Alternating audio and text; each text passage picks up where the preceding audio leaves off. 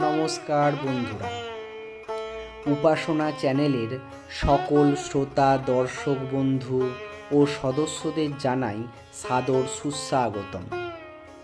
আচ্ছা বন্ধুরা, আমরা তো যারা ঈশ্বরকে বিশ্বাস করি, ঈশ্বরকে মানি, ঈশ্বরকে ভালোবাসি, প্রতিদিন বাড়িতে তাদের পুজো করি, বন্দনা করি, আরাধনা করি, নৈবেদ্য দিই, খেতে দিই, তাই তো?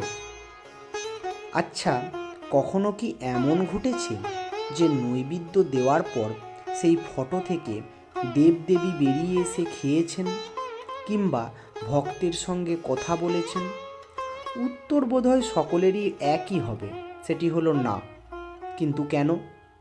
সত্যিই কি আমরা যখন ঠাকুরকে আরাধনা করি, ফটোর উদ্দেশ্যে হোক বা মূর্তির উদ্দেশ্যে, এবং তাদের উদ্দেশ্যে আমরা যে ভোগ নিবেদন দিই, তাহলে কি তারা এসে খান না কেন? তাহলে কি কোথাও আমাদের ত্রুটি থেকে যায়?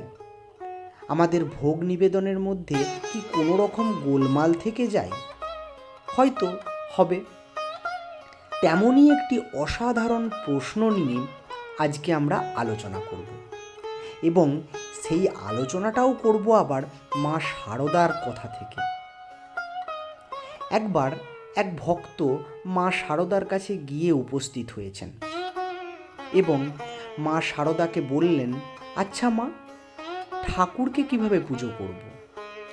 কিভাবে পুজো করলে ঠাকুরকে আমি যা খেতে দেব ঠাকুর তাই খাবেন? এই প্রশ্নটি শুনে মা শারদার খুব ভালো লাগলো। সেই ভক্তকে মা বললেন, শোনো মা, ঠাকুরকে প্রথমে গা মুছিয়ে চরণে ফুল, তুলসী, চন্দন দেবে। এটি হলো তোমার প্রথম কাজ। আবার কিছুক্ষণ পর মা বললেন, তুমি ঠাকুরের জন্য যা খাবার করেছো ঠাকুরকে খাও বলে ধরে দেবে।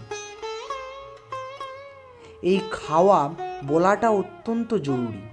আমরা অনেকেই নৈবেদ্য প্রস্তুত করি এবং ঠাকুরের সামনে দিই, কিন্তু মুখে খাওয়া এটা বলি না। মা শোনাচ্ছেন, এরপর ইষ্ট মন্ত্র জপ করবে, ঠাকুরকে নিজের ভাববে এবং নিজের ভেবে বলবে, এসো ঠাকুর, বসো, নাও খাও।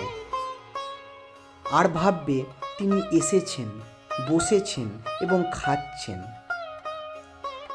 নিজের লোকের কাছে কি মন্ত্রতন্ত্র লাগে? ওসব হচ্ছে কুটুম এলে যেমন আদর যত্ন করতে হয়, ঠিক সেই রকম। আপন লোকের কাছে ওসব লাগে না।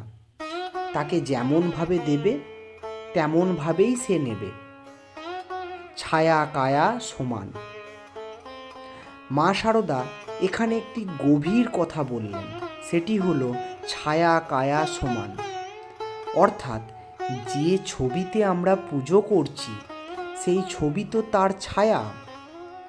ঠাকুর শুধু ছবি বা ফটো নন, তিনি জীবন্ত। ডাকতে ডাকতে ওই ছবি বা মূর্তিতে তার আবির্ভাব হবে এবং ওই স্থানটা হয়ে উঠবে একটা পীঠ। ওই স্থানে ঠাকুরের দৃষ্টি থাকবে। মা শারদা ঠাকুরকে পুজো করার একেবারে অতি সহজ সরল পদ্ধতি আমাদের বলে দিলেন।